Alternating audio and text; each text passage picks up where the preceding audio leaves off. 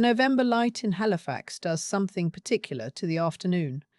It turns everything a shade of amber that almost feels warm, even when the temperature has already dropped below zero.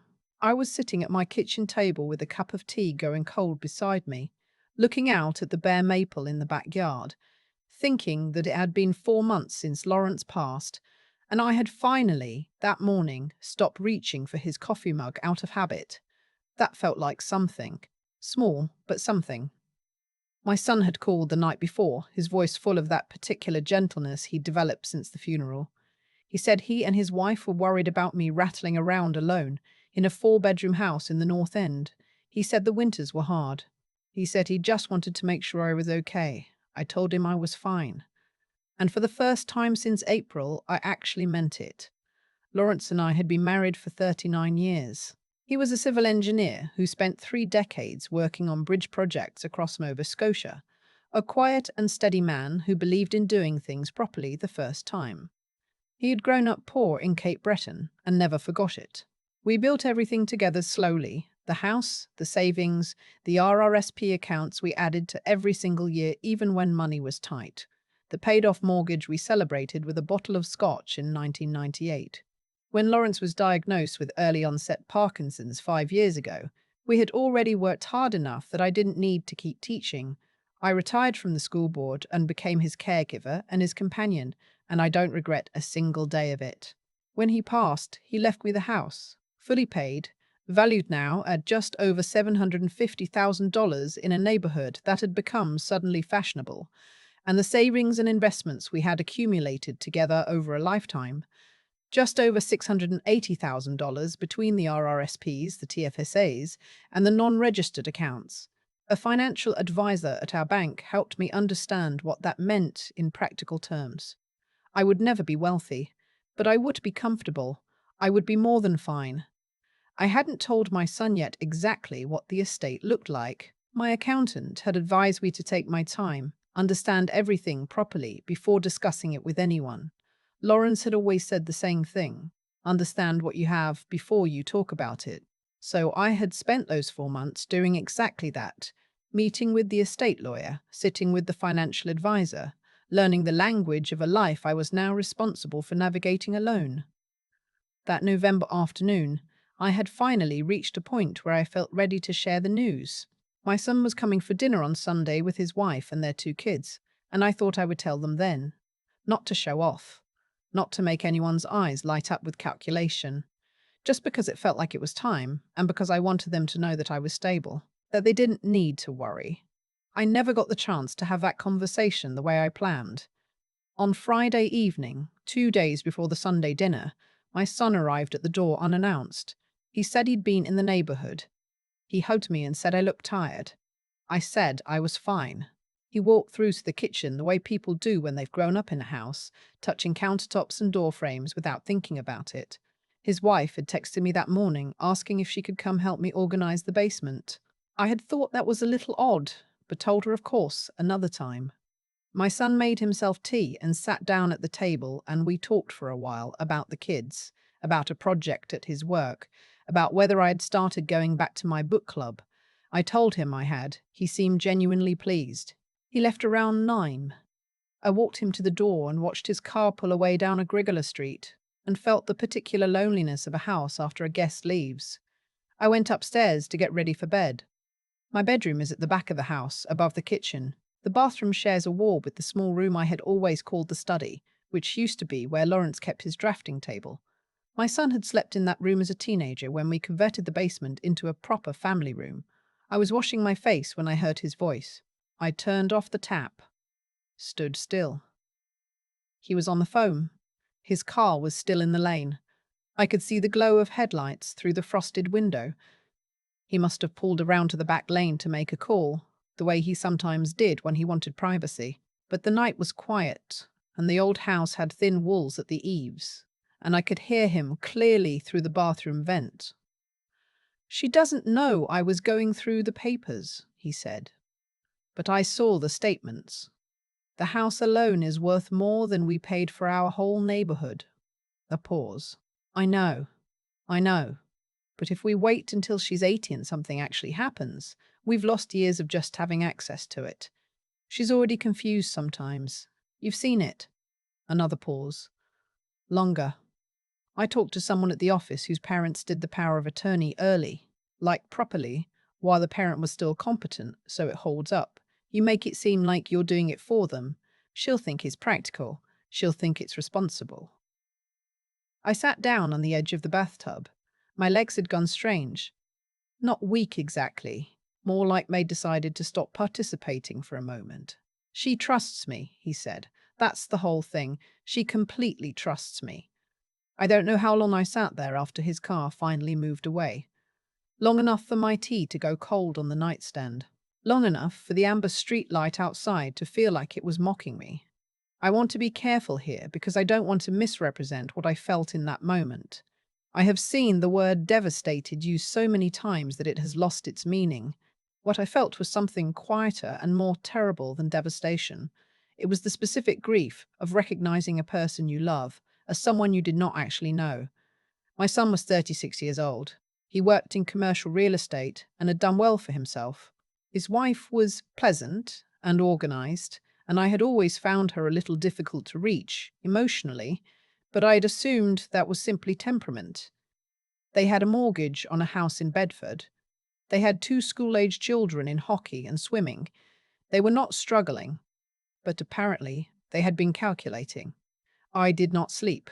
I lay in Lawrence's side of the bed, which I had been avoiding for 4 months, and now chose deliberately because I needed to feel close to someone steady. And I thought, here is what I did not do. I did not call my son. I did not cry, which surprised me. I did not spiral into self-pity. I am 67 years old, and I taught high school English for 26 years. And one thing that work gives you is the ability to look at a situation clearly, even when it hurts. What I did was think about what my son had actually said. Power of attorney. Granted early while I was still competent, framed as something practical, and the comment about my being confused sometimes. I turned that one over for a long time. I am not confused. I am a woman who has been grieving alone for 4 months and occasionally loses track of what day it is, which is entirely different. But I understood what he intended to do with that perception. He intended to build a case, slowly, carefully, and then offer himself as the solution. On Saturday morning, I called my accountant.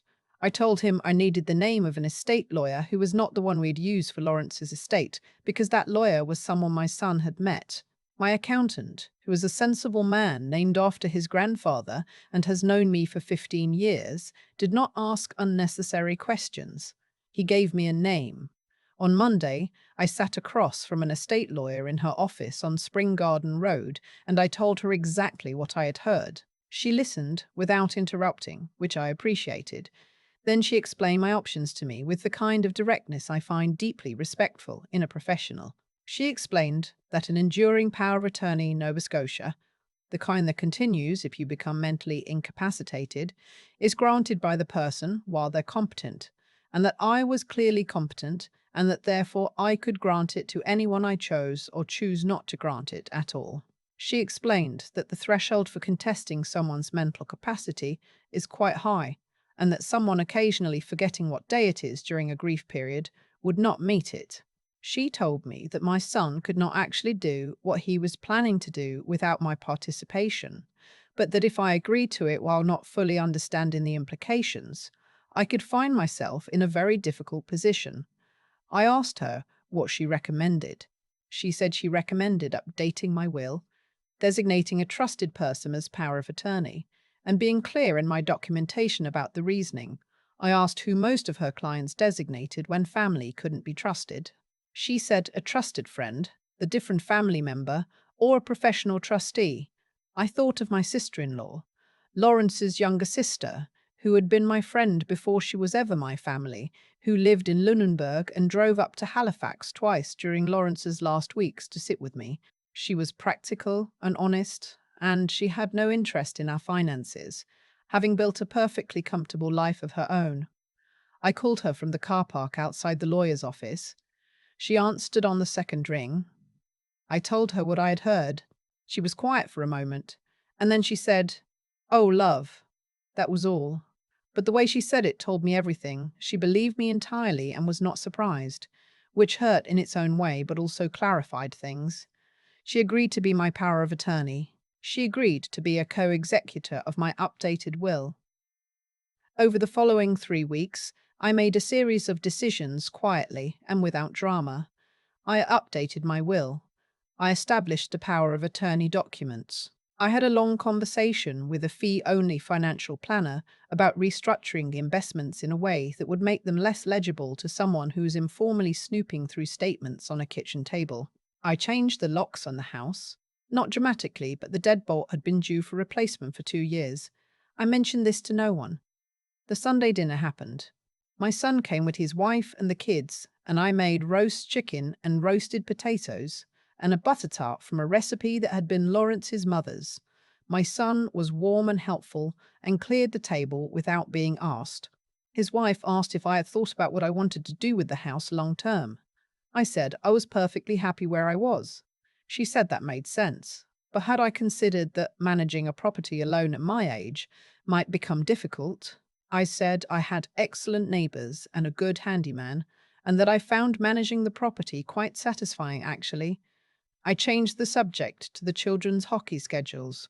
After dinner, when the kids were watching something in the living room and his wife was helping me in the kitchen, my son appeared in the doorway and said, in the careful tone he had been using for months, that he had been talking to someone about powers of attorney and that maybe it was time to think about having those conversations.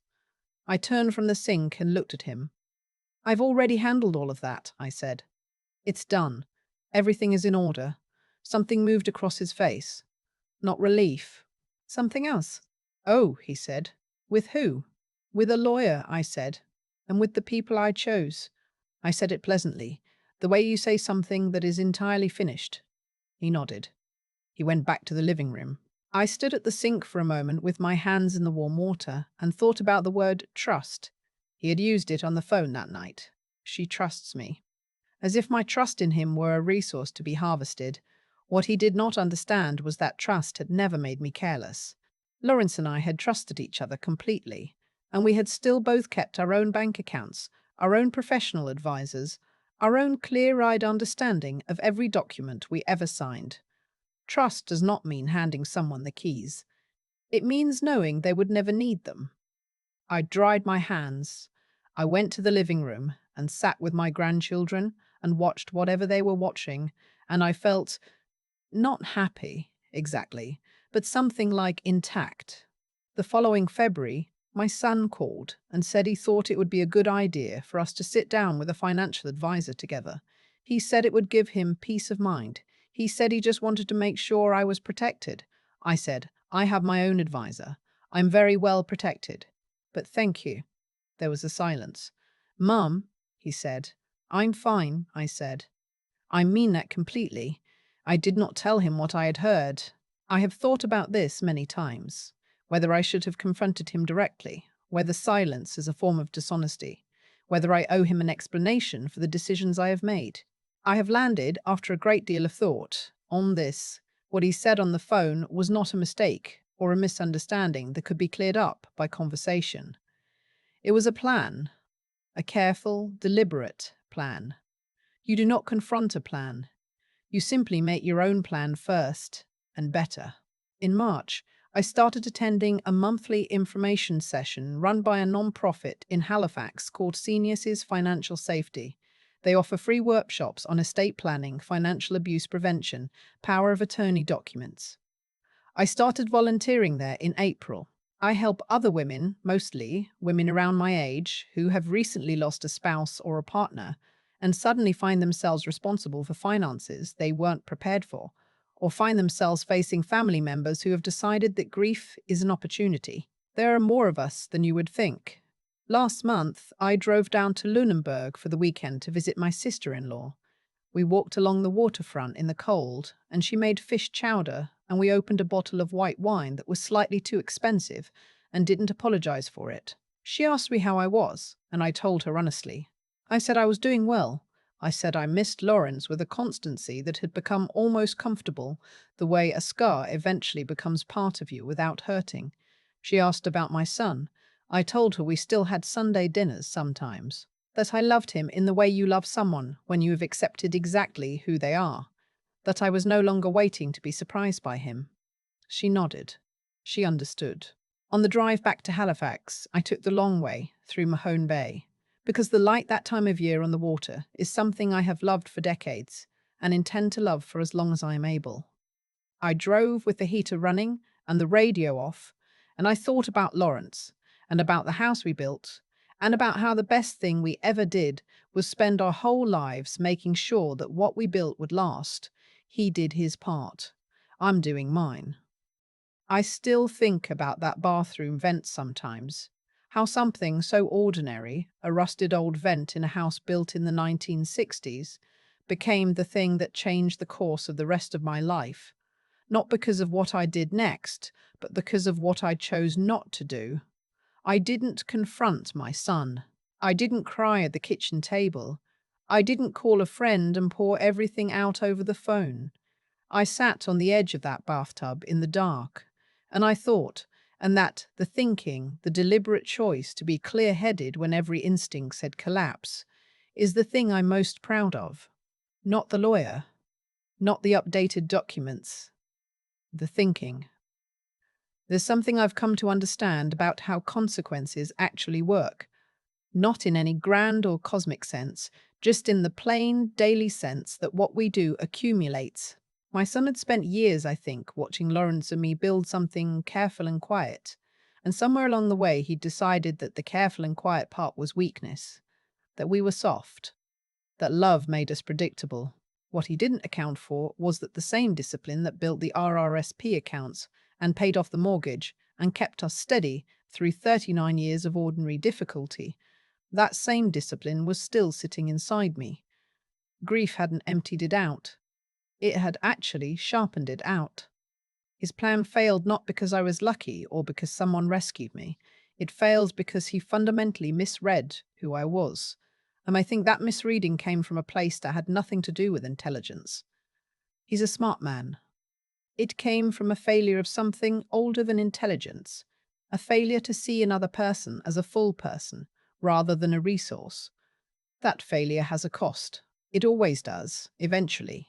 What I want to say to anyone who finds themselves sitting where I was sitting, in a grief that has made you feel temporarily smaller than you are, surrounded by people who may be quietly measuring what you're worth, is this: your clarity is still there.